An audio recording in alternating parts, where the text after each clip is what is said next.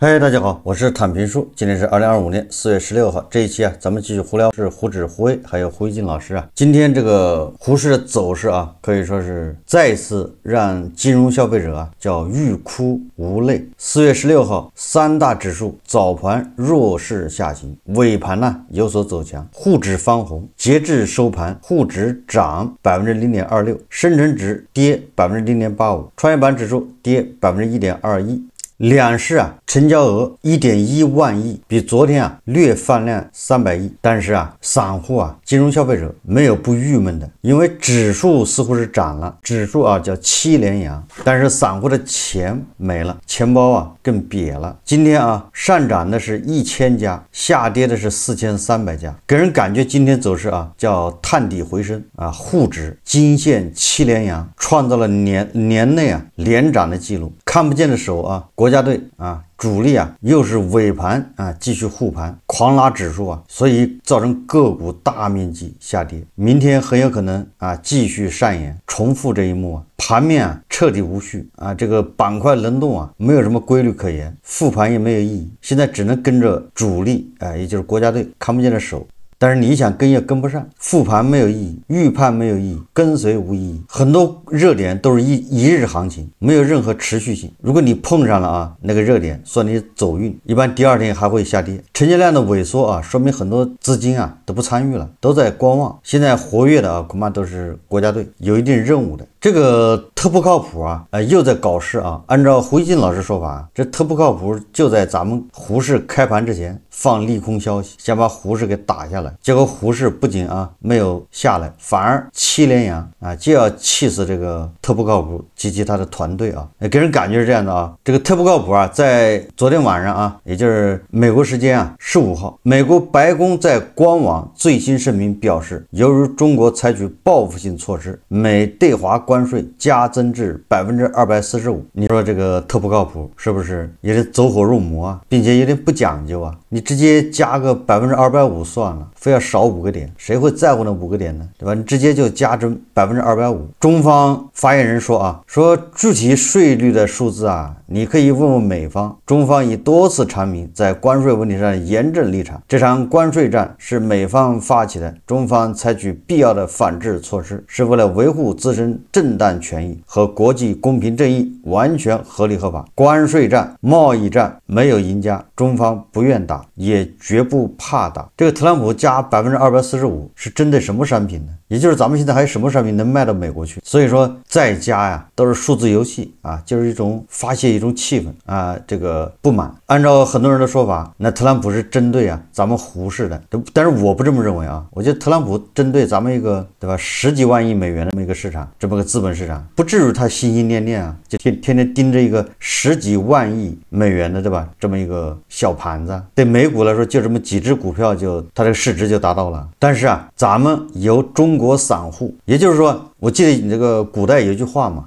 咱们叫什么？你有狼牙棒，我们有天灵盖，好像这意思吧，对吧？你特朗普有关税、贸易战，我们有中国散户。财联社报道说大跌下有种力量叫中国散户。调查显示，散户越跌越买，也成 A 股稳定器。当全球市场风声鹤唳，中国散户不仅没有恐慌抛售，反而看到投资机会，以越跌越买姿态逆势入场，叫逆风飞扬上述结论不仅来自一线调研，也有包括实际市场数据的支撑，还有包括对交易所监管调研。调查显示说，上周市场急跌期间，散户开户不减反增，互联网渠道成为主力军，且与机构前期的抛出不同，散户为主的小单资金上周单周净流入2470亿元，对冲了机构资金的流出。这个说法值得推敲值得商榷。不是说机构都已经接到电话了吗？券商也开会了，基金也开会了，不能净卖出，怎么机构还流出资金呢？这好好查一查呀，这还有不听话的机构，这哪行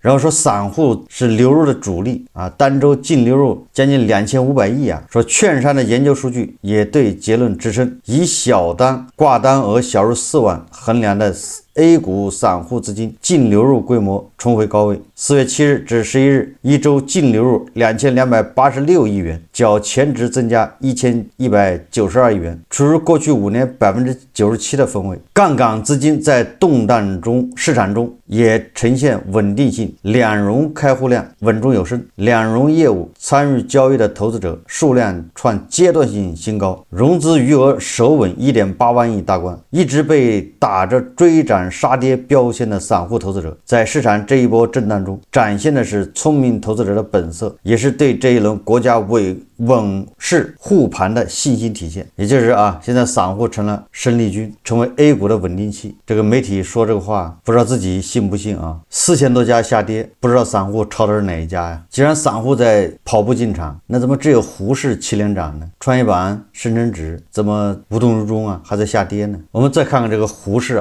特别牛叉的、特别不可思议的上市公司这个沪市有一个旅游股叫山水旅游第一股，叫张家界。这个张家界很出名张家界这个景区也非常出名。我记得那个阿凡达好像是在那儿取过景吧。但是就这样的一个张家界以旅游为主的上市公司，也让这个金融消费者这个叫欲哭无泪按理来说，一个旅游的上市公司再差还能差到哪儿去呢？对吧？你毕竟是卖门票嘛，让人去玩，就你再亏还能亏到哪儿去？4月15号晚间，这个张家界它就让你大跌眼镜了。张家界旅游集团股份有限公司发布2024年年报，公司去年实现营业收入 4.32 亿元，同比增长 2.77%， 这个似乎还行吧。但是归属净利润亏损5.82亿元，也就是去年整个的营业收入只有4个亿，结果他一算账他亏了5.8亿，就问你服不服吧，就问你喜不喜欢。同日张家界发布关于公司股票交易被实施其他风险警示即股票停牌的提示性公告，称最近3个会计年度归属上市公司股东的净亏损分别为 5.82 亿元、2.39 亿元、2.60 亿元。张家界股票自4月16日开市起停牌1天，4月17日开市起复牌。公司股票自4月17日起被实施其他风险警示，股票简称由张家界变更为 ST 张家界。什么意思呢？其实就是张家界这个旅游股居然连续3年亏损，2024年是亏 5.8 亿，2023年是亏 2.39 亿，2022年是亏 2.6 亿。就是大家很难想象，一个旅游的上市公司你就这么玩命亏哪儿去了呢？你把股民的钱拿去干啥了呢？我估计他是投了很多什么旅游项目都是扔下去了，但是没有收入。这个大家自己可以去查要不然怎么可能造成这么大亏损呢？张家界成立于1992年，是中国旅游板块第一家上市公司，被誉为山水旅游第一股，是张家界市最大的旅游集团和唯一的上市平台，现有职工1000余人。张家界集团股价 8.98 元每股，总市值 36.35 亿。你看它一共才1000个人，你1000个人你随便造1000个人嘛，他是职工一年你能亏 5.82 个亿，这人均亏损还挺多的。这个为什么说这个非常奇葩呢？因为马上就5·1了，对吧？还有2个星期，5·1都是旅游旺季然后很多这个金融消费者很多小散户很聪明对吧？要提前埋伏进这些消费股。5·1旅游旺季一过，对吧？一公布这个旅游人数也增长了多少，旅游收入增长多少，这个必须的对吧？所有的媒体都得报道这好消息。那么这个旅游股是不是还涨一下？这提前埋伏进去的小散趁势出货，很聪明这一下不也赚钱了吗？赚个10%，对吧？这个也有可能所以你得提前布局你到5·1附近再买不进去了，而且或者那个价格比较高了，结果估计就有散户对吧？金融消费者抄底这个张家界，它是旅游第一股这下好了，明天 ST 让你抄底，让你知道这个沪市叫深不可测，也就是张家界也可能要退市连续3年亏损，因为明天也就是全部关门我估计就是跌停，你想出来出不来，就看它连续拉多少个跌停吧，多少金融消费者对吧？一网打尽，本来想进去对吧？埋伏到里面的，结果被埋了。在这里我想说一说这个张家界亏损，你不管它什么原因导致的至少说明第一个，这个旅游这个旅游行业在我看来都像个鸡肋，就是食之无味，弃之可惜。你说这个旅游行业不行吧？当然它每个这个黄金周节假日它都是不一样的，人数都是在增加，感觉好像挺火。但是你看旅游类的上市公司没有一个活得好的。我记得这个陕西西安对吧？也叫什么曲江控股还是曲江文艺反正那个大唐不夜城对吧？不都是属于一家上市公司吗？结果你看那个大唐不夜城，它那个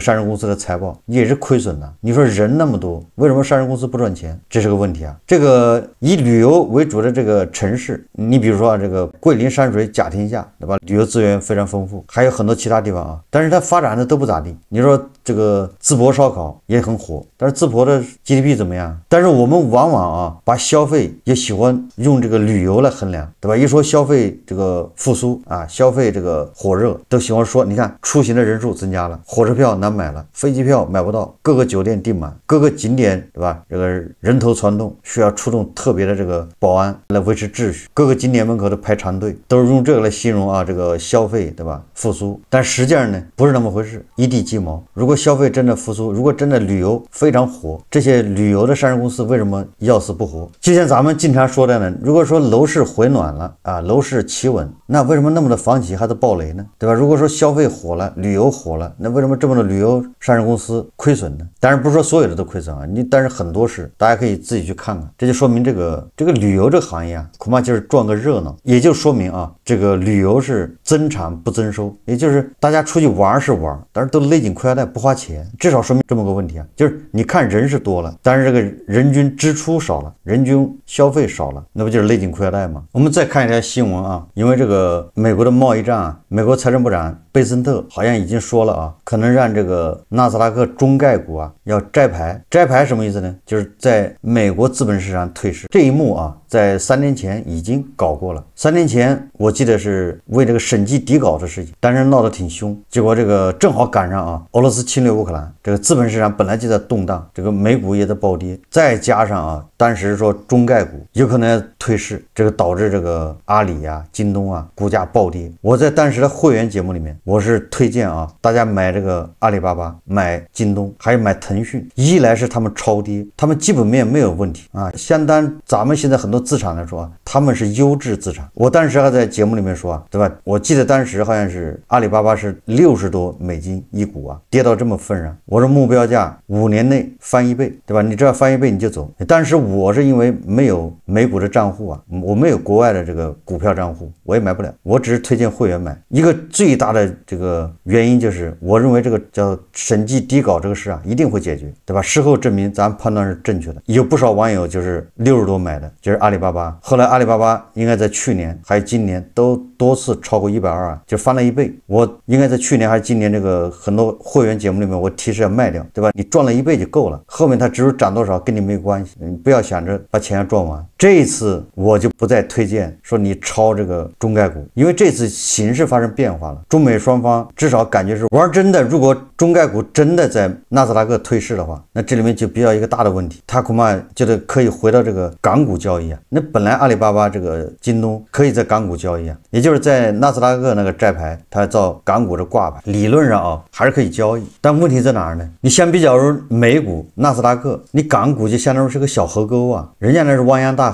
简单点说，就是你这个庙小容不下大菩萨。你港股每天的交易额才多少啊？成交量你跟美股没法比啊，跟纳斯达克、跟什么道琼斯，你怎么比啊？对吧？这个阿里巴巴啊，这个京东啊，在美股不算啥啊，体量不大，但是到港股这都是巨无霸呀，都是大家伙。香港的投资者是有限的，对吧？他资金也有限，突然来这么多大家伙往里一放，他那个估值能跟在美国的时候一样吗？肯定要缩水啊。所以这一次同样啊，说中概股要这个退市，我不再建议啊会员去买了。等他到了香港之后啊，稳上一段时间，你再考虑考虑，是不是可以捡漏啊或者什么的。因为实际上港股我关注的也很少，我都不知道港股现在成交量怎么样，每天成交量都在多少港元。我的印象里面，港股很多股票都是好像每天都没有什么成交啊，这个就是仙股啊，没有动静。你不像胡适啊，胡适任何垃圾股都有大量人在炒，你就这只股票明天啊要退市，他今天还有人在炒。这个香港特区政府财政司司长陈茂波于4月13日表示啊，已指示香港证监会和香港交易所做好准备，迎接中概股回流，并称香港必须成为中概股回流的首选上市地。他想法是好的啊，因为作为一个交易市场，他把那个优质的上市公司把它吸引到这儿来交易，这个想法是对的。但是因为这些上市公司虽然有地方交易，但是市场跟市场不一样，对吧？你在美股就能卖个好价钱，你到了港股啊，这投资者就不一定认可，港股也不一定消化得了，所以这个还是要注意啊。据第一财经记者获悉，高盛近期和投资者进行电话会议，并提及美国投资者目前持有约8300亿美元的中国股票。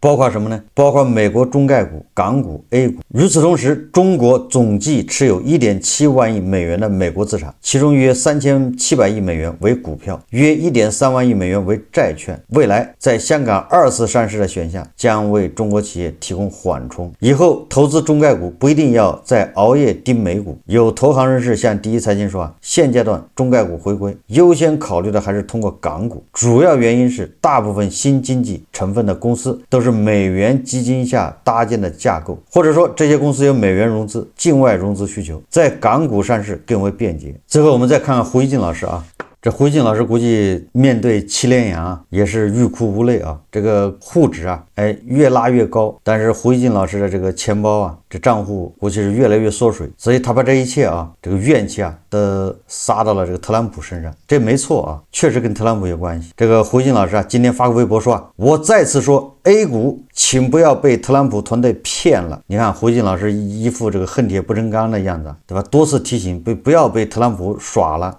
A 股要挺起胸膛，堂堂正正的涨，对吧？这么偷偷摸摸猥琐的涨，对吧？这涨了指数亏了钱，这个都不对。这胡一静老师潜台词应该是这样的。所以说他说A 股不要被特朗普团队骗了。说昨天到今天美方没有加税新动作，因为他们对华加征的关税牌用光了。所谓245%的对华关税，对少数中国商品早就存在了。白宫今天早上把这个数字总结出来，就是专门在盘前和盘中吓唬 A 股用的，以后他们还会玩这种伎俩。就胡一静老师把沪市这个下跌，或者是散户不赚钱赔钱，赢了指数赔了钱，把这种现象都归咎于是特朗普针对沪市。面对这个白宫新闻发言人呢说美愿达成贸易协议，但中方应迈第一步。胡一静老师他又发表评论，他对这个美国的白宫新闻发言人说小妹妹是这样的，中国需要美国的钱，但美国更需要中国的货。我觉得胡一静老师作为一个曾经的对吧这个媒体的主编，对吧，也是喉舌中中坚力量，格局居然如此之低也就是跟人家在这个陷入口舌之争这你看这就像两小儿辩日是一个道理对吧？人家美国这个白宫发言人说你中国更需要美国的钱，这个胡一静老师说你美国更需要中国的货。胡一静老师说中国没你说的那么急于达成协议，好像你们更着急要不你干嘛总叨叨这事。这胡一静老师确实这是叫站着说话不腰疼，他是那个退休金2万稳稳的，每年还要增长。但是胡一静老师知不知道这些外贸人，对吧？尤其是那些对美国出口的这些外贸企业，这些外贸的这个员工，这些工厂，胡一静老师有没有想过他们？胡一静老师如果想过他们，对吧？他们恐怕还有按揭贷款要还，他们有孩子要上学，他们担心失业找不到工作，那胡一静老师就不会这么轻飘飘的说出中国没你说的那么急于达成协议。就好像这个胡一静老师这么一说，这个好像大国无所谓对吧？我们互相各扎3刀，看谁疼得厉害，这跟那个街头混混打架一样的，要不我先扎你的3刀，对吧？你再扎我3刀，看谁叫苦。也是胡一静老师忽略了这种贸易这种对抗是迫于无奈，对吧？这个政府一而再再而三的说贸易战没有赢家，没有赢家的意思什么意思就是愿意签协议，为什么没有签？是因为这个美方他不配合，对吧？美方这个态度不对，顶多是这个意思。但是被胡一静老师一说呢，就变成好像大国无所谓没有那么急着要达成协议我们不在乎我们吃草都能扛3年，你美国人吃得了草吗？因为他就这么个逻辑，就潜台词然后你看你美国老是提关税，老是提签协议，还不是你着急吗？就是变成一个口舌之争，看谁着急。你看我们想看看印钱大国和造货大国拼到最后谁更扛不住。他现在已经变成一个赌气了，就看谁扛不住，而不是说谁把谁问题解决得更好，对吧？我们的外贸这些牛马韭菜那个日子好一点，不要那么焦虑这个他不在乎，他只在乎你美国有没有倒下，看谁先倒，先扛不住。所以我觉得就为了加深胡一静老师对这个就是韭菜打工牛马的不易要加深体会的话，光靠胡适给他一些打击还不够，最好把他养老金，对吧？后面去掉一个0，少一股是加0嘛，这个只要给他去掉一个零，这样胡锡进老师他就能对这些铁拳呢，对这个贸易的冲击他就能感同身受，否则他永远没有办法共情嘛。他总觉得你看这外贸人牺牲是应该的，为了集体嘛。然后胡锡进老师说顺便说一句，中国是储蓄大国，美国可不是货物储备大国。中国是储蓄大国，这个胡锡进老师又误解了那些存款是谁的呢？对吧？98%的存款是2%的人的。那韭菜没什么存款，韭菜扛不住，你们的稀土只够用几个月，不好意思，我这话又捅到你们总统肺管子了。你看这胡锡进老师他还停留在就是怎么让美国不舒服，还是一种对抗。就他的认知不是说让我们把我们自己事办好，对吧？让韭菜能稍微舒畅一点。他放在第一位的是让美国不爽，这是第一位。这两个是有区别的这个是有本质的不同的。所以胡锡进老师他这个态度实际上跟胡适这7连阳如出一辙就是小散赚不赚钱不重要，重要的是面子很重要，对吧？你看特朗普你再加关税，咱们再拉根阳线给你看看。明天如果特朗普再加征关税咱们还能给他拉个8连阳给他看看，就问特朗普服不服。好，这期节目我们就聊到这里，感谢大家收看。如果喜欢我的节目，欢迎订阅转发，也可以在下方留言评论，谢谢大家。